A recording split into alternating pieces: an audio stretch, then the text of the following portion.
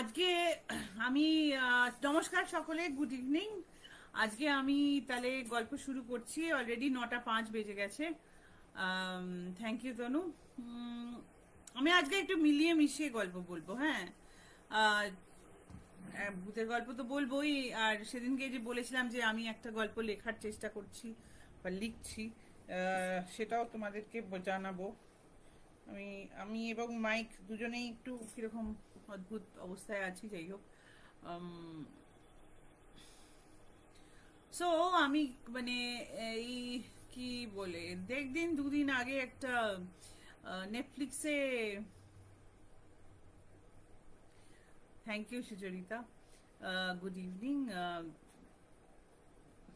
হ্যাঁ, পাঁচমেশালি, ঠিক। পাঁচমেশালি না, সরি, মানে ডিফারেন্ট কাইন্ড, মানে কি, মানে একদম ভূতের গল্প বা সুপার ন্যাচারাল বা ক্রাইম থেকে ডিভিয়েট করে যাচ্ছি না, তার মধ্যেই করছি। তাপসীদি, good evening. Indrani, thank you for coming. Ishani, hello. তোমাদের সবাইকে দেখে খুব ভালো লাগছে। আমি জাস্ট বলার চেষ্টা করছিলাম যে আজকে আমি একটু এটা ওটা সেটা নিয়ে মিশিয়ে, আর আমি যেটা লেখার চেষ্টা করেছি ইন্সপায়ার্ড বাই তাপসীদির গল্প অ্যান্ড আমার জঙ্গলে থাকার এক্সপিরিয়েন্স, নট আমার এক্সপিরিয়েন্স বাট জঙ্গলে থাকার সময় এক্সপিরিয়েন্স নিয়ে একটা, হ্যাঁ, পাঁচমেশালি করবো। হ্যাঁ, bhoot is preferable, but how much of bhoot can you take, man? It gets boring, no? একরকম ভূতের গল্প শুনতে শুনতে ভালো লাগে। একটা ভূতের গল্প নিশ্চয়ই বলবো, বাট অন্যরকম জিনিসও শুনতে ভালো লাগে। অ্যাটলিস্ট আমার তো ভীষণ ভালো লাগে। মানে একটু একটু সুপার ন্যাচারাল, একটু ভূত, একটু ক্রাইম, সবকিছু নিয়ে। সো যাই হোক, তো তিনটে গল্প বলার চেষ্টা করব। বলতে বলতে এত কথা বলতে বলতে 9:07 হয়ে গেছে। I am very conscious about the time. So শুরু করি প্রথম গল্পটা ইজ লাইক, আমি একটা সিরিজ দেখছিলাম সেদিনকে, এবং তার থেকে একটা মানে তার বইটা আমি পড়েছিলাম আগে, এখন সিরিজটা হচ্ছে। সেটা দেখতে দেখতে হঠাৎ মনে পড়লো যে এই এই ক্রাইম স্টোরিজগুলো নিয়ে কথা বলা খুব ভালো। হ্যাঁ তাপসীদি, বলবো আমি। হ্যালো অরূপা, তোমাকে তো বলতে হবে গুড মর্নিং।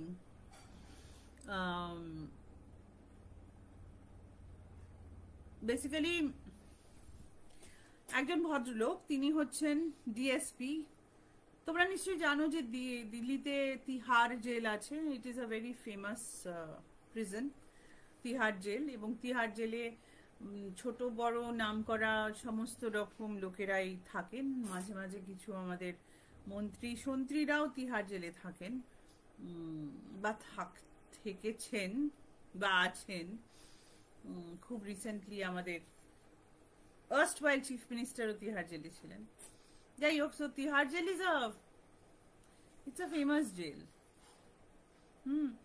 তিহার জেল আর একটা কারণে ফেমাস, কারণ কিরণ বেদি পোস্টিং তিহারে হয়েছিল, এবং জেল রিফর্মের জন্য ওনার কথা তোমরা নিশ্চয়ই জানো। Kiran Bedi used to be called as crane Bedi, because উনি ইলিগাল পার্কিং প্রায় দিল্লিতে বন্ধই করে দিয়েছিলেন। এবং she is a very good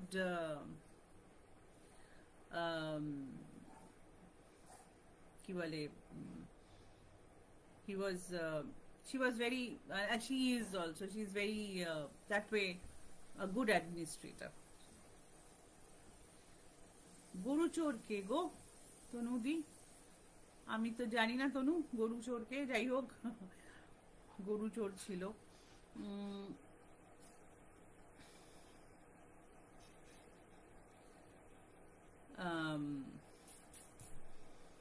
তো যাই হোক, সেটা সিরিয়ালটা দেখতে দেখতে মনে পড়লো। তো এই যে ভদ্রলোক যিনি লিখেছেন এই বইটা, যিনি লিখেছেন, তিনি তিহার জেলে ডিএসপি হিসাবে জয়েন করেছিলেন, মানে ডেপুটি সুপারিনটেন্ডেন্ট জেলার হিসাবে জয়েন করেছিলেন।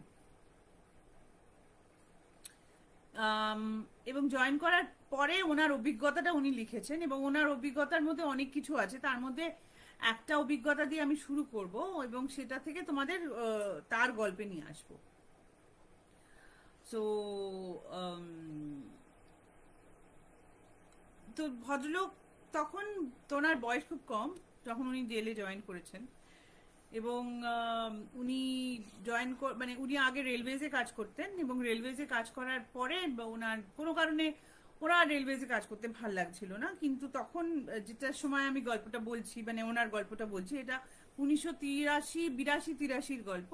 তো 82-83-তে খুব একটা যে চাকরি আমাদের দেশে ছিল এরকম নয়, চাকরির খুবই একটা প্রবলেম ছিল, মানে গভর্নমেন্ট চাকরি ছাড়া প্রাইভেটের চাকরি খুব কম ছিল তখনকার দিনে। এবং যারা আমরা তখনকার দিনের লোক তারা নিশ্চয়ই জানো যে একটা সময় আমাদের ক্লাস 12 বা গ্রাজুয়েশনের পরে এমপ্লয়মেন্ট এক্সচেঞ্জেও নাম লেখাতে হতো, এবং এমপ্লয়মেন্ট এক্সচেঞ্জ থেকে চিঠি আসতো অনেক সময় চাকরির জন্য। মানে আমারও মনে আছে যে আমিও এমপ্লয়মেন্ট এক্সচেঞ্জে একটা ফর্ম দিয়েছিলাম, যদি সেখান থেকে কোনোদিন কোনো চিঠি এসেছে বলে আমার তো মনে হয় না, বাট স্টিল আমাদের এখন এমপ্লয়মেন্ট এক্সচেঞ্জ কি আজকালকার বাচ্চারা জানবেই না, হুইচ ইজ গুড। সেই ভদ্রলোক উনি এমপ্লয়মেন্ট এক্সচেঞ্জে এরকম অ্যাপ্লাই করেছিলেন, মানে রেলওয়ে চাকরি করতে করতে, এবং তিহার জেলের তখন শুরু হচ্ছে একটা নতুন মানে দিক, যে এটাও তোমাদের জানতে হবে যে তিহার জেলে যারা পুলিশের কাজ করে, not jailers are different than the police. Tihar জেলের আশপাশে এবং যারা রক্ষীর কাজ করে বাইরে, তারা কিন্তু দিল্লি থেকে হয় না কখনো। যখন তিহার জেল হয়েছিল তখন ঠিক হয়েছিল যে সাউথ ইন্ডিয়া থেকে তারা আসবেন। তার কারণ হচ্ছে যে ল্যাঙ্গুয়েজে হিন্দি এবং সাউথ ইন্ডিয়ান ল্যাঙ্গুয়েজের মধ্যে এত একটা ডিফারেন্স আছে, এবং যেহেতু তিহার জেলে যারা থাকেন তারা মোস্টলি নর্থ ইন্ডিয়া বা ওয়েস্টার্ন ইন্ডিয়া থেকে আসে, সেই কারণে তাদের যাতে মানে যারা রক্ষী এবং যারা প্রিজনার্স তাদের মধ্যে যেন কোনো রকম সম্পর্ক না হতে পারে বা কোনো রকম আদান প্রদান না হতে পারে, এইটা চিন্তা করে গভর্নমেন্ট ঠিক করেছিল যে তিহার জেলে যারা আসবে রক্ষী হিসাবে তারা সবাই সাউথ ইন্ডিয়া থেকে আসবে। কোনো এক্স্যাক্ট মানে এরকম না যে তারা চেন্নাই বা ব্যাঙ্গালোর বা হায়দ্রাবাদ বা কেরালা এরকম জায়গা থেকে আসবে, বাট সাউথ ইন্ডিয়া ক্যাডার থেকে আসবে, সাউথ ইন্ডিয়ান ক্যাডার থেকে আসবে, south Indian different languages speaking people. কাজটা ভালোই করেছিল, যে যদি প্রিজনার এবং রক্ষী কথা না বলতে পারে, এক ভাষায় কথা না বলতে পারে, তাহলে করাপশন হবে না। এটা চিন্তা ভাবনাটা ঠিক ছিল, কিন্তু সেই চিন্তা ভাবনা তো সবসময় ঠিক হয় না। মানে এইসব জায়গায় যারা প্রিজনার হিসাবে আসে তারা অনেক চালাক, এবং তারা সে কোনো না কোনো রকম একটা পন্থা বার করে নেয়। কিন্তু তারপরে ওরা বুঝতে পারে যে মেন যে জেলার, যে সুপারিনটেন্ডেন্ট জেলার, তার নিচে যারা কাজ করে এবং সে যদি এক ভাষায় কথা না বলতে পারে, সেখানেও একটা প্রবলেম। সেই জন্য 1982-83 সালে ঠিক হয় যে প্রথমবার দিল্লি ক্যাডার থেকে, তার আগে ওরা পাঞ্জাব এবং ইউপি ক্যাডার থেকে বা হরিয়ানা ক্যাডার থেকে পুলিশ নিত বা লোক নিত। মানে এরা কিন্তু তোমার IAS officers, they have a civil services background থেকে আসে, এবং ঠিক হয় যে এবার দিল্লি ক্যাডার থেকে নেওয়া হবে, এবং সেই পরীক্ষাতে উনি সেই চিঠি পান এমপ্লয়মেন্ট এক্সচেঞ্জ থেকে, এবং সেই পরীক্ষা দেন, এবং সেই পরীক্ষাতে উনি মানে সাফল্য লাভ করেন, এবং ওনাকে ইন্টারভিউ বোর্ড ডেকে চাকরি দেয়। তো চাকরি জয়েন করার সময় ওনার 2 মাস বাদে, মানে ইন্টারভিউ যেদিনকে হয়েছে তার থেকে 2 মাস বাদে, তো উনি তিহারে গেছেন। এটা 1983 সালের ঘটনা বলছেন উনি, যে উনি তিহারে গেছেন এবং গিয়ে সুপারিনটেন্ডেন্টের কাছে নিজের জয়নিং লেটারটা দিয়েছেন, যে জয়েন করতে বলেছে সরকার থেকে।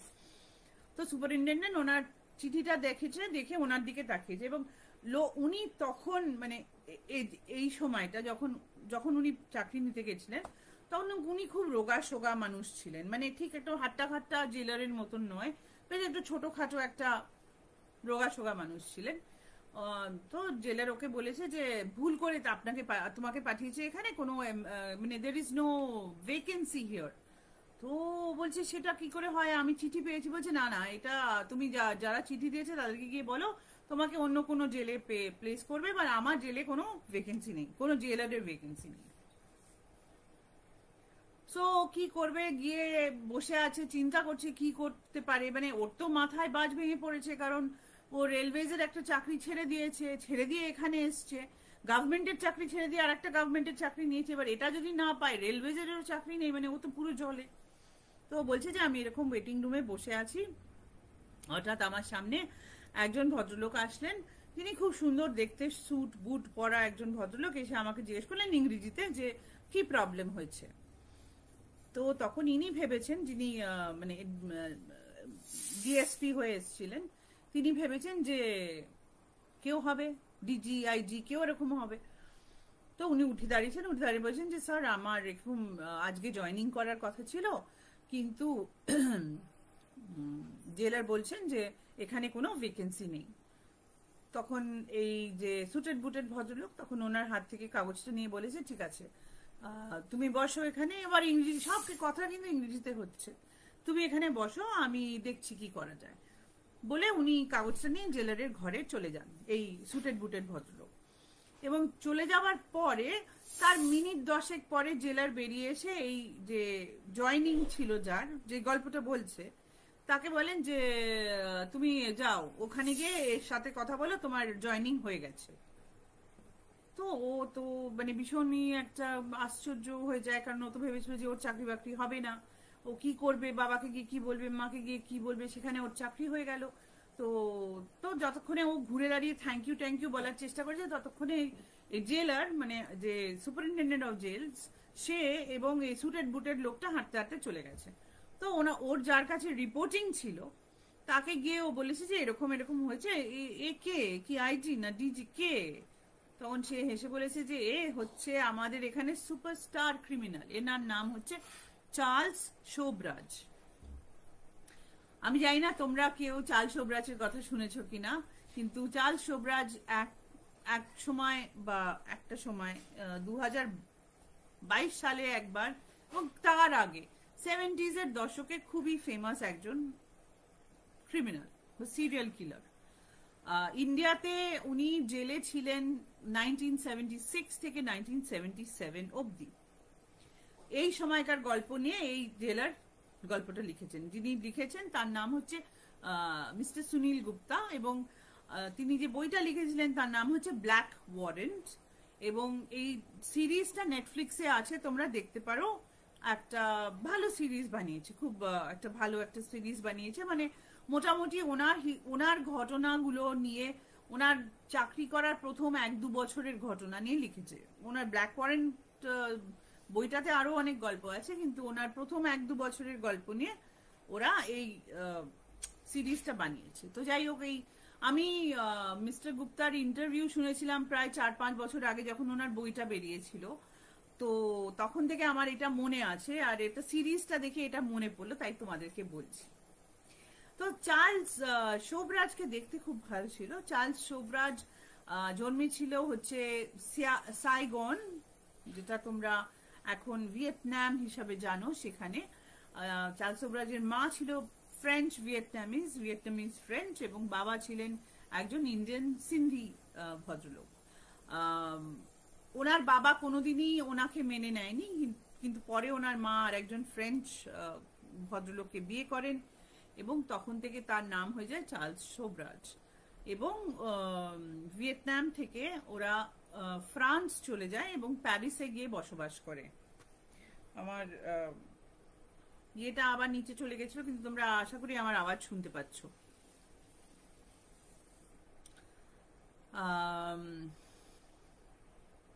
ঠিক ঋত্বিকের মতো দেখতে ছিল না, but he was very handsome. Also ওনার একটা চার্ম ছিল, যেটার জন্যে উনি এত ক্রিমিনাল কাজ করেও নিজের একটা, আমি কি বলবো, একটা মানে হি ওয়াজ very easily able to charm people. অনেকেই যারা ওনার সাথে ইন্টারঅ্যাক্ট করেছে তারা বলেছেন যে এনার মানে লোকের গুণ থাকে, সে যতই খারাপ হোক, আমার মনে হয় প্রত্যেক মানুষেরই একটা নিজস্ব গুণ বা গিফট থাকে। চার্লস শোভরাজের গিফট ছিল টু চার্ম পিপল, মানে এমন উনি লোকেদেরকে চার্ম করতে পারতেন যে তাদের চার্ম করে মেরেও ফেলেছেন।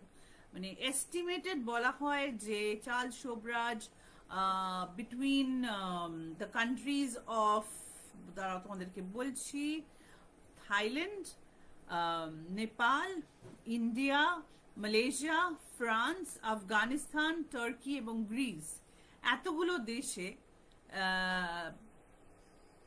মেবি 31 জনকে মেরেছেন। 12টা কনফার্মড আছে, 12টা খুন কনফার্মড, কিন্তু his count of killing could have been 31, 32, মানে 30-32টা লোককে উনি খুন করেছেন।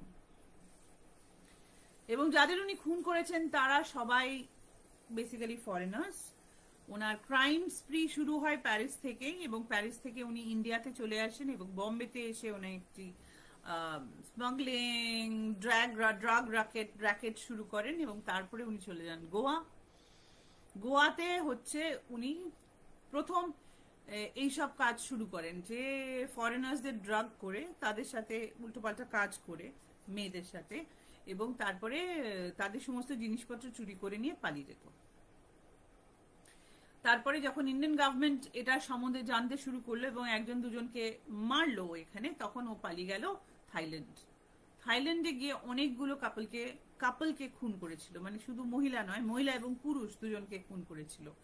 তারপরে থাইল্যান্ড থেকে পালিয়ে যান উনি নেপাল, এবং নেপালে গিয়ে এরকম খুন করেছিলেন। তো অনেকগুলো দেশের গভর্নমেন্টের কাছে ওনাকে ধরার জন্য নোটিশ ছিল, যাকে বলা হয় রেড নোটিশ। ইন্টারপোল, তোমরা নিশ্চয়ই জানো ইন্টারপোল হচ্ছে ইন্টারন্যাশনাল পুলিশ, মানে হচ্ছে সমস্ত, যেরকম আমাদের একটা ইউএন আছে, ইউনাইটেড নেশনস, এবং ইউনাইটেড নেশনস এর একটা পার্টিকুলার আর্মড ফোর্সেস আছে, যেটা সমস্ত দেশের আর্মড ফোর্সেসদের দিয়ে বানানো, সেটাকে বলা হয় ইউনাইটেড নেশন পিস কর্প। মানে তারা ট্রাবল রিডেন জায়গায় গিয়ে তারা ওখানে পোস্টেড হয়, এবং তারা কোনো দেশ নয়, তারা ইউএন ফোর্সেস, মানে তারা ইন্ডিয়ান আর্মড ফোর্সেস বা ইউএস আর্মড ফোর্সেস বা ইউকে আর্মড ফোর্সেস বা অস্ট্রেলিয়ান আর্মড ফোর্সেস থাকে না, তারা তখন হয়ে যায় ইউএন পিস ফোর্স। সেরকম একটা ইন্টারন্যাশনাল পুলিশ ডিপার্টমেন্ট আছে, এবং ইন্টারন্যাশনাল পুলিশ ডিপার্টমেন্টকে ইন্টারপোল বলা হয়। ইন্টারপোলেও বিভিন্ন দেশের পুলিশদের নিয়ে একটা ইন্টারপোল বানানো হয়েছে, যাতে যে ক্রিমিনাল, মানে পুরো পৃথিবীতে ক্রিমিনাল কাজ করে ঘুরে বেড়াচ্ছে তাকে ধরতে সুবিধা হয়, এবং যারা খুব মানে দাগি ক্রিমিনাল হয় বা যারা খুব খতরনাক ক্রিমিনাল হয় তাদের এগেনস্টে ইন্টারপোল একটা রেড কর্নার নোটিস বা রেড নোটিস বার করে। রেড নোটিস মানে একে যে দেশ দেখবে সেই দেশে, মানে যে কোনো দেশ, মানে পৃথিবীতে প্রায় 193 কান্ট্রিজ আছে, সেই কান্ট্রিজে যে কোনো একটা কান্ট্রিতে দেখলে সেখান থেকে তাকে ধরা যেতে পারে বা সেখানে তাকে অ্যারেস্ট করা যেতে পারে। সে সেই দেশে যদি কোনো ক্রাইম না করে থাকে তাহলেও তাকে সেই দেশে ধরা যায়। ইন্টারপোলের রেড নোটিস মানে তাই। সো ওনার এগেন্সে রেড নোটিস হয়ে গেছিল, এবং উনি প্রথমবার ধরা পড়েন হচ্ছে ইন্ডিয়াতে, দিল্লিতে। 1976-এ উনি এবং ওনার সঙ্গী সাথীরা মিলে এখানে একটা গ্রুপ অফ ফ্রেঞ্চ টুরিস্ট যারা এসেছিল, যারা স্টুডেন্টস একটা গ্রুপ এসেছিল, তাদেরকে পয়জন করার চেষ্টা করে, মানে তাদেরকে ড্রাগ করার চেষ্টা করে, মানে খোলা জায়গায়। মানে ওরা দে পোজড লাইক টুরিস্ট গাইডস, এবং তাদেরকে এরকম ড্রাগ মেশানো জল খেতে দিয়েছিল। তারপরে যেহেতু অনেকগুলো স্টুডেন্ট ছিল, দু একজন অজ্ঞান হয়ে যাওয়ার পরে অন্যদের একটু ওরা বুঝতে পারে যে ব্যাপারটা খুব ভুল হচ্ছে, এবং ওরা ধরা পড়ে যায়, 3 জন ধরা পড়ে যায়, এবং চার্লস শোভরাজ জেলে যায় এখানে তিহারে থাকার সময় এত বুদ্ধি ধরে লোকটা, যে ও বডির মধ্যে কোনো একটা ভাবে অনেকগুলো প্রেশাস স্টোনস জেলের ভেতরে নিয়ে এসেছিল। এরকম একটা গল্প শরদিন্দুর আছে, যেখানে শরদিন্দুর আছে না কিরিটির আছে, আমি ভুলে গেছি, বোধহয় শরদিন্দুরও আছে, মানে ব্যোমকেশেরই গল্প আছে, যে গলার মধ্যে একটা হিরে ঢুকিয়ে রেখেছিল বা একটা খুব প্রেশাস স্টোন ঢুকিয়ে রেখেছিল, এরকম একটা গল্প আছে। তো যাই হোক, তো উনি এরকম প্রেশাস স্টোনস গুলো বিক্রি করেন এবং খুব আরামে জেলে থাকতেন। ওনার কোনো লাক্সারির কোনো প্রবলেম হয়নি তিহার জেলে, এবং উনি মাঝে মাঝে এরকম কিছু লোকের সাহায্য করেছেন, এরকম না যে করেননি সাহায্য।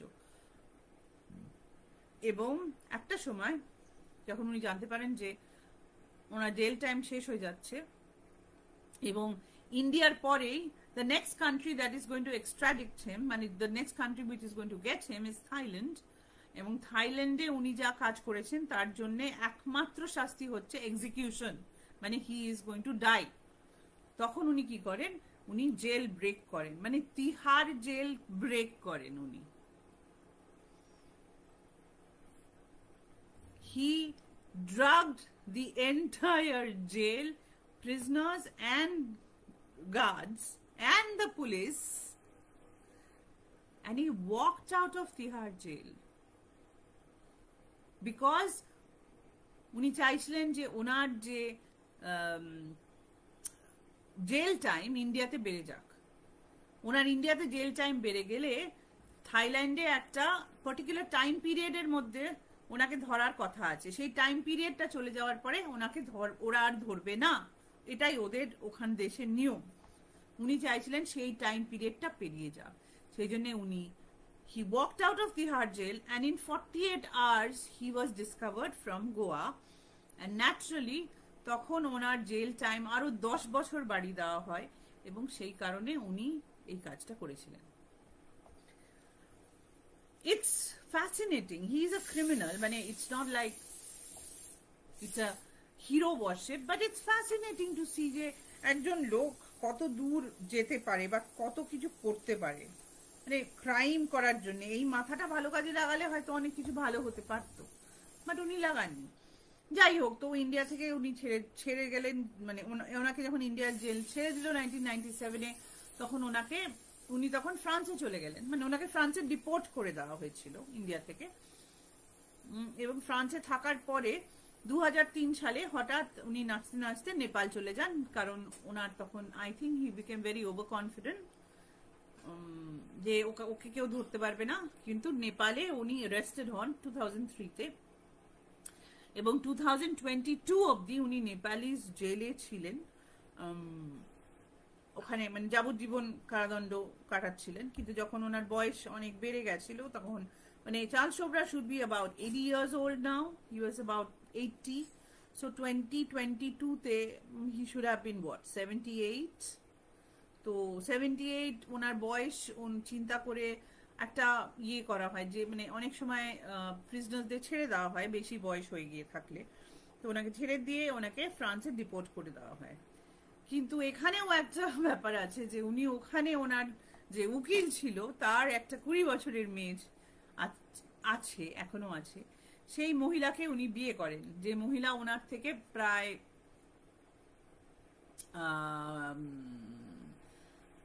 কিছু না হলেও প্রায় 50 বছরের ছোট বয়সে, তাকে উনি বিয়ে করেন।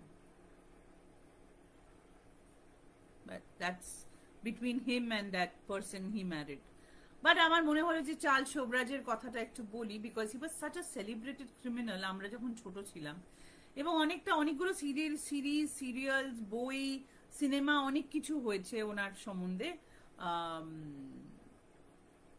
মানে হি is a very dangerous man, but he is also very charming and he is very sleek যাকে বলে। এবং এই যে ভদ্রলোক যিনি বইটা লিখেছেন ব্ল্যাক ফরেন, তিনি তার একটা ইন্টারভিউতে বলেছেন যে যখন নেটফ্লিক্স এই সিরিজটা করার চিন্তা করে তখন চার্লস শোভরাজ ওনাকে চিঠি লিখে জিজ্ঞেস করেছিল বা ইমেল করেছিল, আই ডোন্ট নো, বাট ওনাকে জিজ্ঞেস করেছিল যে আমার ভূমিকায়, মানে ওনার ভূমিকায় কে অ্যাক্টিং করবে, and he actually wanted to C the actor. So বলতে পারো কনফিডেন্স লেভেল এখনো সেরকমই আছে, কিছু কমে যায়নি।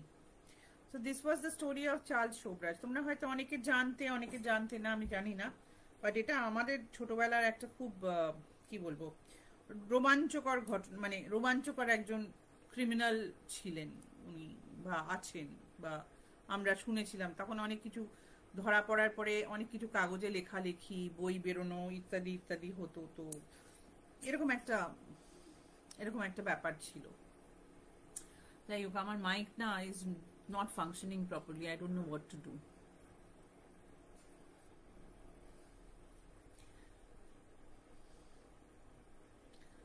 What is possible, Amrita? কেমন লাগলো তোমাদের এই নট ভূতের গল্প?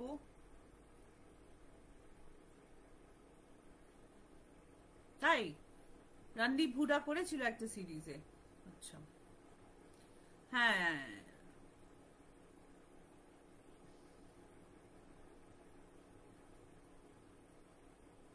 ইন্দ্রাণী আগে শোনেনি।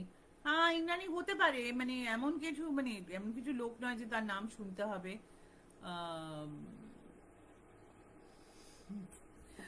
দ্যাটস ওকে, বাট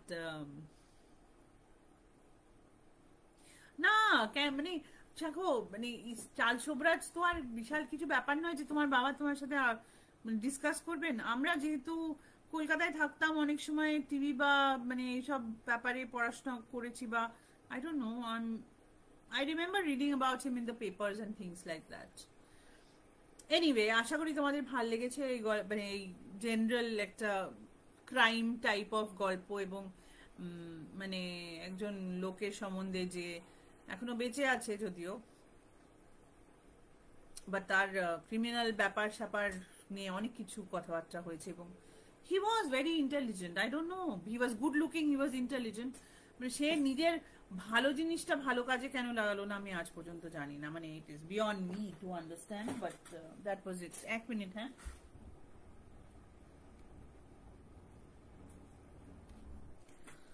ওকে,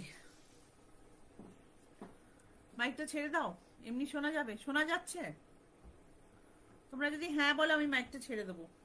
মাইকটা ধরে না আমার হাতে ব্যথা হয়ে গেল। ঠিক বলেছো তনু, পেপারে গরম খবর ছিল। যাই হোক, সো এটা হচ্ছে প্রথম গল্প বলো, ডিসকাশন বলো ছিল। তারপরে নেক্সটটা যেটা তোমাদেরকে শোনাবো, সেটা আগেও আগে বলেছি। এবার কারু কারু মনে থাকতে পারে, কারু কারু মনে নাও থাকতে পারে। ঠিক আছে, বাইক বাদ দিচ্ছি। কারো কারো মনে থাকতে পারে, কারো কারো মনে নাও থাকতে পারে। আমার এক বাবার বন্ধুকে নিয়ে এই গল্পটা। তো এটা ভূতের গল্প, so Amrita, specially for you. তো মানে আমি এনাকে মুখার্জি কাকু হিসাবে জানতাম, এবং উনি মানে বাবার সাথে কলেজে পড়তেন না পরে আলাপ হয়েছে এটা আমি ঠিক জানি না, কিন্তু অনেক ছোটবেলাকার বন্ধু ছিলেন। আর উনি কখনো মানে উনি বিয়ে করেননি, তো অবভিয়াসলি মানে ওনার বাড়ির লোকজনদের সাথে আলাপ ছিল, কিন্তু মানে ওনার কোনো ওয়াইফ বা ছেলে মেয়ে ছিল না। তো উনি আমাদের সাথে খুব অনেক গল্প টল্প করতেন, জিনিসপত্র কিনে টিনে দিতেন, ইত্যাদি ইত্যাদি। সো মানে এইভাবে আমি চিনি। এই গল্পটা অবভিয়াসলি আমি পরে মার কাছ থেকে শুনেছি, কারণ মানে মুখার্জি কাকু নিশ্চয়ই এই গল্পটা আমাদেরকে বসে বলবেন না। তো এটা হচ্ছে ওনার চাকরি করার সময়কার গল্প। তো মুখার্জি কাকু কাজ করতেন হচ্ছে, I am so sorry, not Mukherjee, Chatterjee, mistake. ব্রাহ্মণদের জিনিসপত্র আমি ভুলে যাই মাঝে মাঝে, মানে সিম্পল সারনেম রাখে না, চ্যাটার্জি, মুখার্জি, ব্যানার্জি এরকম রাখে। উনি চ্যাটার্জি ছিলেন, চ্যাটার্জি কাকু। তো উনি কাজ করতেন হিজ মাস্টার্স বয়েজ বা HMV। তোমরা নিশ্চয়ই জানো, যদি তোমরা কলকাতায় থাকো বা কলকাতায় থেকেছো কোনোদিন, তাহলে HMV record company was one of the biggest record companies in India এক সময়। মানে HMV কোম্পানি এতই ফেমাস ছিল যে ওদের প্রথম অফিস হয়েছিল শিয়ালদার কাছে, এবং ওখানে এসে রবীন্দ্রনাথ ঠাকুর রেকর্ডিং করেছেন ওনার গান। আমরা যে আজকাল হোয়াটসঅ্যাপ বা ইত্যাদি মাঝে মাঝে একটা কিছু রবীন্দ্রনাথের গলায় কবিতা আবৃত্তি বলো বা গান বা কথা শুনতে পাই, এটা হচ্ছে থ্যাঙ্কস টু HMV কোম্পানি। তো আমি শিয়ালদার অফিস তো কোনোদিন দেখিনি, কিন্তু পরে ওরা যখন প্রোডাকশন শুরু করে এখানে কলকাতাতে, তখন ওরা দমদম এয়ারপোর্টের কাছে ওদের একটি বড় ফ্যাক্টরি অফিস ছিল, বিশাল বড়। মানে ওখানে রেকর্ড তৈরি হতো, মানে এলপি, যেটা লং প্লেইং রেকর্ড এবং শর্ট প্লেইং রেকর্ড। আমি জানি না আজকালকার দিনে একটা বয়সের পরে কেউ রেকর্ড কোনোদিন গ্রামাফোন রেকর্ড প্লেয়ার এইসব জিনিস দেখেছে শুনেছে কিনা, বাট আই এম শিওর আমাদের মধ্যে অনেকের বাড়িতে হয়তো রেকর্ড প্লেয়ার ছিল, আমরা রেকর্ড শুনেছি এবং গান তাতে হতো। লং প্লেইং রেকর্ডে একদিকে 5টা করে গান থাকতো, তো টোটাল রেকর্ডে 10টা করে গান থাকতো। সো ওরা এরকম রেকর্ডিং স্টুডিও খুলে যেখানে রেকর্ডিং হতো এবং তারপরে তার রেকর্ড বানানো হতো। Yes Sucharita, very very famous. So and I had the fortune যে উনি আমাদেরকে ফ্যাক্টরিতে নিয়ে গেছিলেন এবং রেকর্ড কি করে বানানো হয়, কি কি মেটেরিয়াল ইউজ করা হয়, কিরম ভাবে কি হয় সেগুলো দেখাতেন। এবার যেহেতু আমার বাবা ওনার বন্ধু ছিল, সেহেতু কি হতো যে বাবা ছাড়াও যে আর বাদ বাকি বন্ধুরা ছিল তারা সব গান টান শুনতে ভালোবাসতো, এবং মোস্টলি ক্লাসিক্যাল বা যারা খুব তখনকার দিনের মানে ভালো আধুনিক গানও গাইতেন, তারা গান যখন রেকর্ডিং করতে আসতেন HMV-তে, তখন চ্যাটার্জি কাকু বাবাদেরকে বলে যে এ আসবে, মানে সব সময় না, মাঝে মাঝে। তখন ওরা ডাইরেক্ট ওই দেখো রেকর্ডিং যেরকম কিরম হয় তোমরা নিশ্চয়ই জানো, যে একটা সাউন্ডলেস রুমের মধ্যে যে গান এবং তখনকার দিনে তো এত ইলেকট্রনিক্স ছিল না, তো এখন একটা স্টুডিও হয়ে যায় এবং যার বাইরে একটা মানে বিশাল ইলেকট্রনিক ইনস্ট্রুমেন্ট থাকে যাই দিয়ে সমস্ত অর্কেস্ট্রা সাউন্ড ওরা লাগিয়ে দিতে পারে, মানে they can give you a beat on which তুমি গান গাইবে, ঠিক আছে। কিন্তু তখনকার দিনে যেটা সময় আমি বলছি, যে সময়টার কথা বলছি, আমার বাবা যখন শুনতে যেত তখন একটা বড় ঘরের মধ্যে, সেটাও সাউন্ডলেস, মানে সাউন্ড প্রুফিং করা হতো সেই ঘরটাকে, সেখানে একটা পুরো অর্কেস্ট্রা বসতো এবং যে গান গাইছেন বা যারা গান গাইছেন তারা থাকতেন, এবং যারা সাউন্ড এবং মানে অর্কেস্ট্রাটাকে যারা ইয়ে করবেন, কি বলে, গাইড করবেন, সেরকম ধরনের কন্ডাক্টর বলে ওনাদের, তারাও থাকতেন।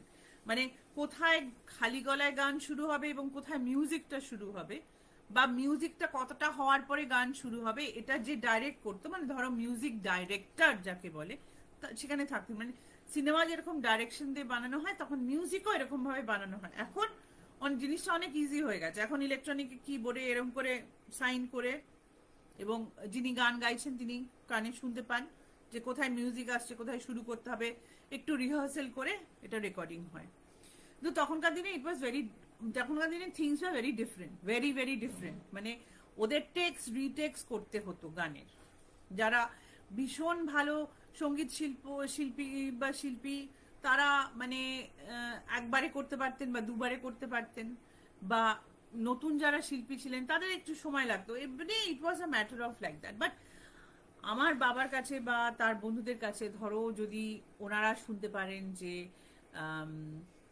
সন্ধ্যা মুখোপাধ্যায়, যিনি খুব ভালো গান গাইতেন, তিনি আসছেন গান গাইতে, তাকে লাইভ ওরা শুনতে পারবে ওই রেকর্ডিং রুমটার বাইরে থেকে, মানে নাথিং লাইক ইট, রাইট? তোমার ফেভারিট আর্টিস্টকে যদি তুমি রেকর্ড করতে অবস্থায় দেখতে পাও, একটা বিশাল বড় ব্যাপার। আর তখন তো এত মানে এত বড় বড় ফাংশন টাংশন হতো না, খুব কম, মানে হতো ফাংশন, হতো গানের ফাংশন হতো আমাদের বাড়িতে। শীতকালে অনেক বড় বড় গানের ফাংশন হয়েছে, কিন্তু সেগুলো ওয়ান্স ইন আ ইয়ার হতো। এখন যেরকম মেগা টিকিট বিক্রি হচ্ছে, লোকে মারামারি করছে, শো হচ্ছে, তারপরে টিভি, ইন্টারনেট, ফেসবুক, মানে কোনো জায়গার অভাব নেই গান শোনার, তখন এরকম ছিল না।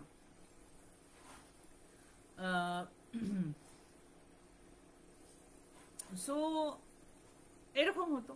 তাছাড়াও কি হতো, বয়স তখন ওদের কম ছিল, আড্ডা মারার জন্য খুব ভালো জায়গা ছিল, যে চ্যাটার্জি কাকু কাজ করতেন, তারপরে যেহেতু উনি স্টুডিওরও কাজ করতেন, ফ্যাক্টরিরও কাজ করতেন, তো উনি বলতেন তোরা আয়, বেশ ওরা ওখানে বেশ একটু মজা করে গল্প টল্প করে খাওয়া দাওয়া করে তারপরে বাড়ি আসতো। তো যাই হোক, এরকম একদিনের ঘটনা এটা। এরা সবাই ছিল, মানে আমার বাবাও ছিল এবং অন্যান্য বন্ধুরাও ছিল, মানে প্রায় 4-5-6 জন ছিল। তো ওরা এরকম গল্প টল্প করছে, সেদিনকে আর কোনো রেকর্ডিং ছিল না। সময়টা হচ্ছে তোমার মানে 60-এর শেষ দিকটা, 70-এর প্রথম দিকটা। তো গল্প টল্প হচ্ছে, গান টান, মানে গান ফান, কি বলে, একটু গান টান শোনা হচ্ছে, নতুন রেকর্ড যেগুলো এসছে এগুলো গল্প টল্প করতে করতে কিছু কাজ ছিল, মানে ধরো রেকর্ড কোম্পানিতে রেকর্ড বানানোর জন্য তো তখন কাজ লাগে, সেই কাজটা ফ্যাক্টরিতে হচ্ছিল কোনো কারণে।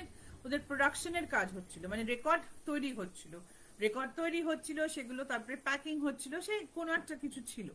তো সেই জন্য চ্যাটার্জি কাকুকে সেদিনকে একটু রাত্রির করে থাকতে হবে অফিসে, বেশ 9:30-10টা অবধি থাকতে হবে। তো তাই বন্ধুদের ডেকে নিয়েছে যে সবাই মিলে বসে বেশ একটু আড্ডা মারবো, ততক্ষণে ফ্যাক্টরির কাজ শেষ হয়ে যাবে। উনি ইনচার্জ ছিলেন, সবকিছু বন্ধ করবেন, করে উনি বেরোবেন।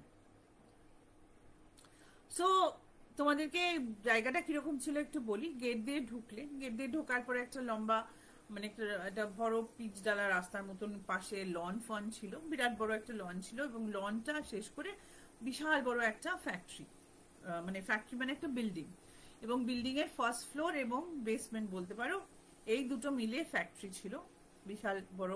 এবং তার পেছন দিকে ছিল প্যাকেজ করার জায়গা, আর একটা বিল্ডিং ছিল, এবং তার উপরে 1তলা 2তলা 3তলা হচ্ছে অফিস, এবং দোতলাটা হচ্ছে তোমার রেকর্ডিং স্টুডিও, মিউজিশিয়ানসদের ঘর ছিল, যারা সঙ্গীত শিল্পী আসতেন, যারা একটা মানে সকলের একটা পার্সোনাল এরকম রুমস ছিল, যে ধরো বিশাল বড় বড় যারা সঙ্গীত শিল্পী, যারা মানে তখনকার দিনের ভেরি ওয়েল নোন আর্টিস্ট যারা, তারা যখন আসতেন তাদেরকে বসার জন্যে বা ওয়েট করার জন্যে বা রেয়াজ করার জন্য অনেক সময় এরকম পার্সোনাল রুম দেওয়া হতো। এগুলো সব এসি রুম, সব ভেরি মানে তখন মানে বলতে পারো ভীষণ চিকঝাক ব্যাপার ছিল ওদের অফিসে। সো ওরা এরকম ফার্স্ট ফ্লোরে অফিসে বসে, মানে চ্যাটার্জি কাকুর যে অফিস, সেখানে বসে কথা টথা বলছে, গান টান শুনছে, এইসব করছে, সিগারেট খাচ্ছে, বারান্দায় গিয়ে দাঁড়িয়ে ইত্যাদি ইত্যাদি। মাঝে মাঝে গিয়ে চ্যাটার্জি কাকু নিজে দেখে আসছেন যে প্রোডাকশনের কাজটা কত দূর এগোলো, কি হলো না হলো। ওখান থেকেও ফোন আসছে বলার জন্য যে এটা চাই বা ওটা না চাই, বা এরকম এত দূর হয়েছে, এইসব চলতে হঠাৎ আর একজন যে মানে বাবাদের একজন বন্ধু ছিলেন, তিনি হঠাৎ বলছেন যে যে চ্যাটার্জি, তুমি তো বলেছিলে যে আজকে তোমার কোনো রেকর্ডিং নেই। বললো না আজকে কোনো রেকর্ডিং নেই, কারণ প্রোডাকশনের কাজ এত বেশি ছিল যে আমি আজকে রেকর্ডিং রাখা হয়নি। বলছে কি বলছো, আমি তো শুনছি ওপরে মিউজিক বাজছে। কি মিউজিক বাজছে? বলছে হ্যাঁ, তুমি শুনতে পাচ্ছ? দেখো একটু খেয়াল করো, তোরা একটু চুপ কর, শোন, ঠিক শোনো। ওরা সবাই এরকম একটু চুপ করেছে, মানে একটু কথা বন্ধ করে না, ওরা শুনছে যে একটা তোমার মানে আওয়াজ আসছে, একটা মিউজিকের আওয়াজ আসছে। কিসের মিউজিকের আওয়াজ আসছে? একটা ভায়োলিন বাজছে।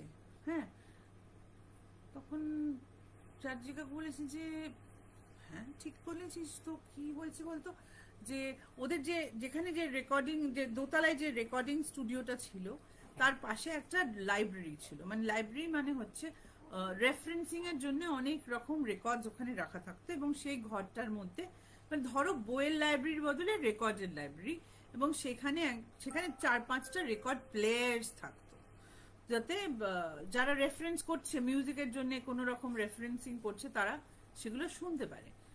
উনি বলছেন তাহলে কি কেউ রেকর্ডিং লাইব্রেরিতে আছে?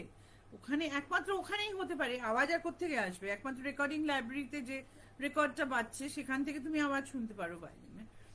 তো বলছে ঠিক আছে, তাহলে গিয়ে দেখতে হবে।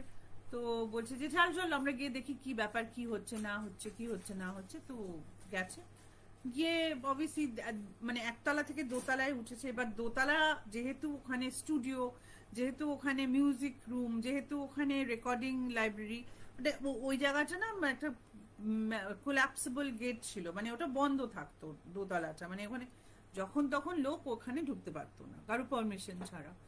তো প্রথমে গিয়ে ওরা হতবাক, কারণ কোলাপসিবল গেট ইজ ক্লোজড, মানে তাতে তালা দেওয়া। কিন্তু দে আর হিয়ার, মানে ওরা ওরা যখন দোতলায় উঠে কোলাপসিবল গেটের সামনে দাঁড়িয়েছে, তখন ওরা অ্যাকচুয়ালি আওয়াজটা শুনতে পাচ্ছে, মানে ভায়োলিনের আওয়াজটা শুনতে পাচ্ছে। আর কোনো কিন্তু ইনস্ট্রুমেন্ট নেই, শুধু ভায়োলিনের আওয়াজ শুনতে পাচ্ছে। চ্যাটার্জি কাকু বলেছে, এই বাবা কেউ বোধহয় চালিয়ে রেখে ভুলে গেছে। তো সবাই বলছে চালিয়ে রেখে ভুলে গেছে, মানে বুঝতে পারলাম না কি ব্যাপার। বলছে না না ঠিক আছে, চল চল।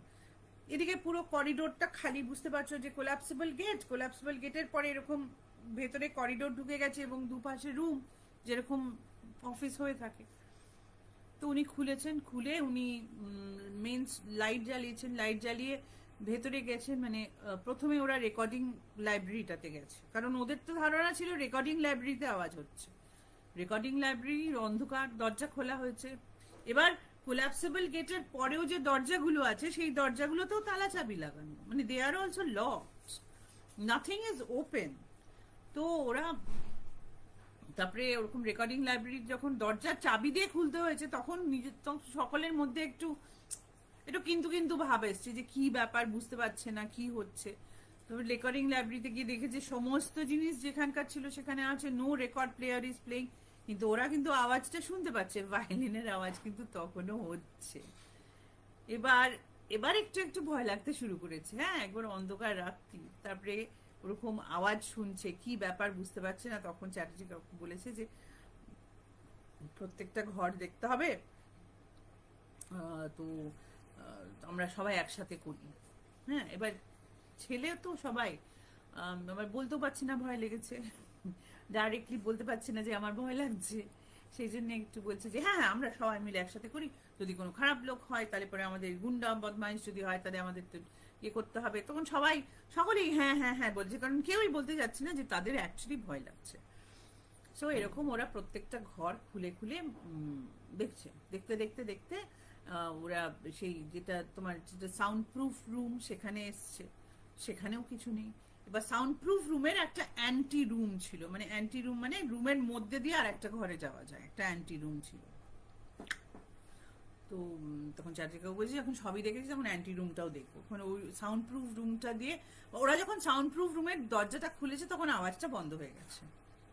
তখন আর ওরা কোনো আওয়াজ শুনতে পাচ্ছে না, মানে ওরা অ্যাকচুয়ালি নিজেদের পায়ের আওয়াজ এবং নিজেদের নিঃশ্বাস প্রশ্বাস ছাড়া আর কোনো আওয়াজ শুনতে পাচ্ছে না। এবার বুঝতে পারছো তো, সাউন্ড প্রুফ রুমের মধ্যে নিবিড়ে বাইরে থেকে কোনো আওয়াজ আসে না। সেই দরজাটা বন্ধ হয়ে গেলে বাইরে থেকে কোনো আওয়াজ শোনা যায় না। সো সেখানে শুধুমাত্র নিজেদের পট পট চট চট বা টক টক করে ওরা যেরকম হাঁটছিল, সেরকম হাঁটা চলার আওয়াজ ছাড়া কিছু পাচ্ছি না। তো এরকম 4-5-6 জন ওরকম অ্যান্টি রুমে গেছে, এবং অ্যান্টি রুমের মানে দরজাটা খুলে, অ্যান্টি রুমে কি আছে, অ্যান্টি রুমে সমস্ত ইনস্ট্রুমেন্টস রাখা আছে। যারা ওখানে অর্কেস্ট্রাতে যারা যা মানে ইনস্ট্রুমেন্ট যারা বাজান, তারা অবভিয়াসলি সমস্ত ইনস্ট্রুমেন্ট সবসময় নিজের সঙ্গে নিয়ে যান না, এবং ইনস্ট্রুমেন্ট ওখানে থাকে। কিছু ইনস্ট্রুমেন্ট HMV নিজেরও ছিল, সেগুলো থাকে। তো সেখানে ওরকম ইনস্ট্রুমেন্ট ভর্তি, ইনস্ট্রুমেন্ট মানে লাখো লাখো টাকার ইনস্ট্রুমেন্ট আছে ওখানে, ডিফারেন্ট ডিফারেন্ট। তো ওই ঘরটা যখন খুলেছে তখন দেখছে যে একটা বেহালা এরকম একটু অন্যরকম করে রাখা, টেবিলের ওপরে রাখা, মানে সব ইনস্ট্রুমেন্টস নিজেদের, মানে যখন মানে এইসব শিল্পীরা যারা বাজান, তারা যখন সে বাজানো হয়ে যায়, যখন তারা চলে যান, তখন আইদার ওনারা বা যারা হেল্পার থাকে তারা সবসময় ইনস্ট্রুমেন্টের বাক্সের মধ্যে ঢুকিয়ে রাখে। কারণ মিউজিক্যাল ইনস্ট্রুমেন্টে যদি তোমার ধুলো পড়ে বা সেটা যদি বাইরে থাকে, সেটা খারাপ হয়ে যায়। তোমরা যদি গান গাও বা বাজাও, তাহলে নিশ্চয়ই তোমরা জানবে যে ইনস্ট্রুমেন্ট সবসময় বাক্সের মধ্যে রাখতে হয়, ওটাকে মুছে রাখতে হয়, অনেক রকম জিনিস আছে মিউজিক্যাল ইনস্ট্রুমেন্টের। তো সেগুলো ঢোকানো থাকে। তো দেখছে যে একটা এরকম বেহালা আর টেবিলের উপরে পড়ে আছে, ওখানে যে ওয়ার্ক টেবিলস আছে তার উপরে পড়ে আছে, এবং মনে হচ্ছে মানে কেউ মানে বেহালা যেরকম বাজায় সেরকম যদি বাজিয়ে ওখানে রেখে দেয়, যেরকম সেরকম ব্যাপার। তো ওখানে ঢুকে ওদের না খুব ভয় লেগেছে, মানে ওরা নিজেরাই তখন মানে বলতে পারো এমন একটা সময় একটা তোমার একটা অ্যাওয়ারনেস হতে পারে যেখানে তোমার মনে হলো যে আমার গায়ের লোম খারাপ হয়ে যাচ্ছে, কোনো কারণ নেই, কিন্তু মানে পিঠের এখানটা দিয়ে ভয় লাগছে, একটু ঠান্ডা লাগছে, মানে একটা ফিলিং যেটা তুমি ডিসক্রাইব করতে পারছো না, কিন্তু তোমার হচ্ছে। এবং শুধু তোমার নয়, তোমার সাথে যারা আছে তাদের সকলের হচ্ছে। কেন হচ্ছে তুমি কিন্তু সেটা জানো না। মানে ওদের তখন মনে হচ্ছে যে এই ঘরে আমাদের থাকা উচিত না, মানে একটা কিরকম একটা অদ্ভুত সেন্সেশন হচ্ছে। তো তখন ওরা মানে একটু অস্বস্তি মতন হয়েছে সকলেরই, তো সবাই ওখান থেকে বেরিয়ে এসেছে, কেউ কোনো কথা বলেনি। আবার দরজা টরজা বন্ধ করে ওখান থেকে মানে কোনো মতে ওই সেই সাউন্ড প্রুফ রুমটা থেকে ওরা দৌড়ে পালাতে পারলে বাঁচে, সেখান থেকে বেরিয়ে দরজা বন্ধ করেছে। দরজা যেই বন্ধ করেছে বেহালার আওয়াজ শুরু হয়ে গেছে। তারপরে আমার মনে হয় যে 5-6 জন যারা খুব সাহসী পুরুষ মানুষ ছিলেন, যারা বলতে পারছিলেন না, তাদের ভয় লাগছিল, তারা ওখানে উদ্ধার করে সেকেন্ড ফ্লোর থেকে বেরিয়ে গেছেন। এবং বেরিয়ে যাওয়ার পরে দরজাটা বন্ধ করেছে মানে রেসপন্সিবিলি সমস্ত দরজাটা বন্ধ করেছে, কিন্তু সেই বেহালের আওয়াজ হয়ে যাচ্ছে। এবং তারা সিঁড়িতে নেমে তারপরে চ্যাটার্জি কাকু গিয়ে প্রোডাকশনের লোকজনকে বলে যে তোমাদের যতটা কাজ হয়েছে আজকে করো, বেরিয়ে যাও এখান থেকে, চলো আমরা এবার বেরোবো, অনেক দেরি হয়ে গেছে, বাস ট্রাম পাওয়া যাবে না। কিন্তু তখন খুব একটা রাত্রির হয়নি, কিন্তু মানে সময় অনুযায়ী তখন বাজে 9:15 মতন, 9:15, 9:20। ওদের কাজ করার কথা 10টা, 10:30 অব্দি। যদিও তখনকার দিনে 9টা, 9:15 ওয়াজ আ লট অফ রাত্রির, তবুও মানে উনি বললেন না না ঠিক আছে। হঠাৎ উনি বললেন যে না আর কাজ করতে হবে না, চলো যাও সব। তো সবাই ওরকম খানিকক্ষণের মধ্যে সব বন্ধ টন্ধ করে দিয়ে তারপরে আর কোনো কথাবার্তা বলেনি। মানে যে যার বন্ধুরা বাড়ি চলে গেছে, ওদের নিজেদের ভেহিকলস ছিল, সেগুলো নিয়ে বাড়ি চলে গেছে।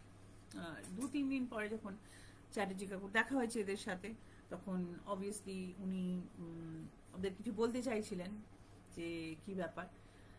এবং উনি জানান যে নট দ্যাট উনি ভূত দেখেছেন, কারণ মানে আমার বাবা মানে ভূত দেখেছেন বলবেন না এরকম না, কিন্তু ভূত দেখে ভয় পেয়েছি এরকম নয়, কিন্তু মানে ভূত দেখেছি কিন্তু আমি ভয় পাইনি, এরকম একটা ব্যাপার। তখন চ্যাটার্জি কাকু বলেছেন যে ওদের যে মানে বাধা ধরা শিল্পী থাকতো, তো ওখানে যারা কাজ করতেন, যারা শিল্পী, যারা অর্কেস্ট্রার কাজ করতেন, কারণ ওদের রেগুলারলি লাগতো এরকম লোক। তার মধ্যে একজন ভদ্রলোক বলবো না, সে একটা ইয়াং ছেলে, সে বেহালা বাজাতো।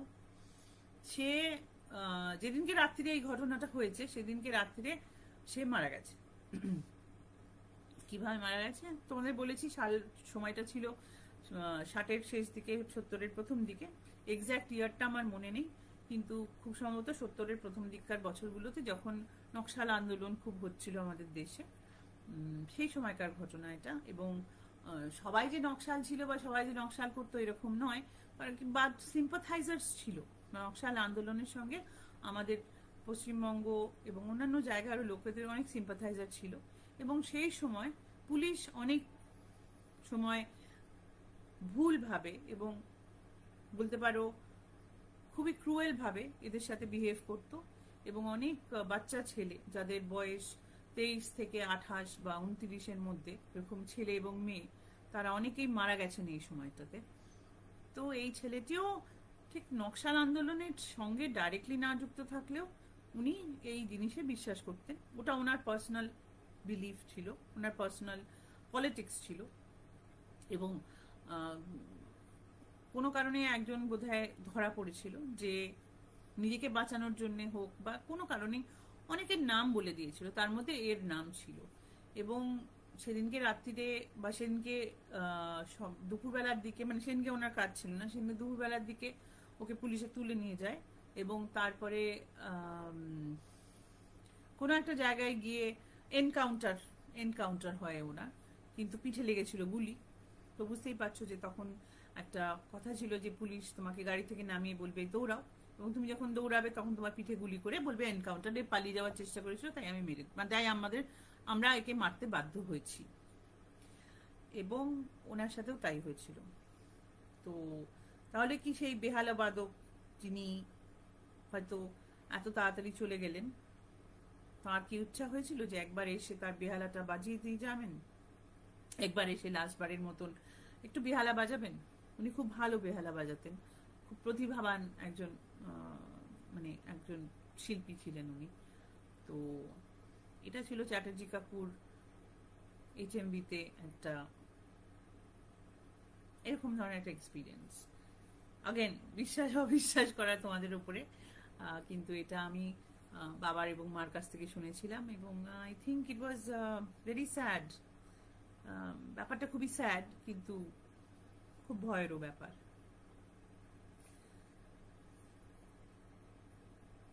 কেমন লাগলো তোমাদের গল্প?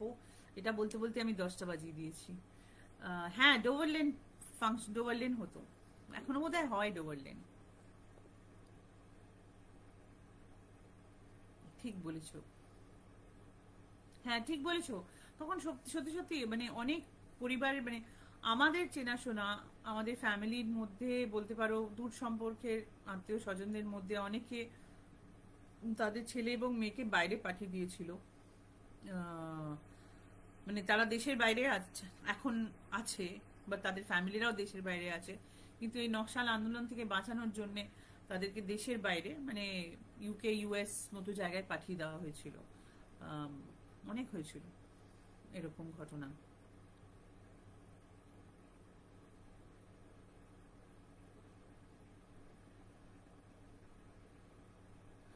Hello, thank you thank you. তো আজকে আমি এখানেই শেষ করি, কারণ 10টা বাজে। আমার যে লেখা গল্পটা সেটা তোমাদের শোনানোর জন্য আমাকে আবার আসতে হবে। সুকল্যাণ যদি থাকে লাইনে, তাহলে সুকল্যাণ, আমি নেক্সট উইকে চলে আসবো তোমাদেরকে শোনানোর জন্যে আমার লেখা গল্পটা, কারণ এখন ওটা বলা যাবে না, একটু বড় গল্প, অনেকটা সময় লাগবে। সো মেবি যদি ফ্রি থাকে টাইম লাইন, সোমবার বা মঙ্গলবার যদি সময় থাকে, তাহলে আমি এসে তোমাদেরকে আমার লেখা গল্পটা শুনিয়ে যাবো, কারণ ওটা মোটামুটি এতটাই সময় লাগবে শোনাতে। তো তাই যদি তোমরা রাজি হও, তোমরা আসবে নেক্সট টাইম, সোমবার কি মঙ্গলবার আমি ঠিক বলতে পারছি না। সোমবার মঙ্গলবার তারিখ হচ্ছে, বলছি তোমাদেরকে, হয় 20 বা 21 জানুয়ারি আমি এসে তোমাদেরকে আমার লেখা গল্পটা শুনিয়ে যাব, ঠিক আছে? তো ততক্ষণ তোমরা ভালো থেকো। থ্যাংক ইউ সো মাচ সকলকে আসার জন্য, আমার লাইভ দেখার জন্য এবং আমার গল্প শোনার জন্য। যারা পরে দেখবে এবং যারা নতুন মেম্বার্স এসছো, তাদের সবাইকে আমি আমন্ত্রণ জানাচ্ছি, প্লিজ প্লিজ এসো তোমরা লাইভ দেখার জন্য, লাইভ করার জন্য, এবং প্লিজ আমাদের সাথে ইন্টারঅ্যাক্ট করো, জানিও কিরকম লাগছে তোমাদের গ্রুপের মানে যেগুলো হচ্ছে অ্যাক্টিভিটিস গুলো, এবং তোমাদের বন্ধুদের বলো তারাও যেন আসে, জয়েন করে। আর ইউটিউবে যারা দেখবে আমার বন্ধুরা, থ্যাংক ইউ আমাদের ইউটিউবের ফ্যামিলিটা বাড়িয়ে নিয়ে যাওয়ার জন্য। আশা করছি তোমাদের এই লাইভটা ভালো লাগবে। প্লিজ লাইক শেয়ার কমেন্ট করতে ভুলে যেও না, এবং আমাদেরকে ফলো করবে এবং আমাদের কথা সবাইকে বলবে, যাতে আমরা আরো গ্রো করতে পারি, ঠিক আছে? Thank you everyone, good evening, নমস্কার and bye bye.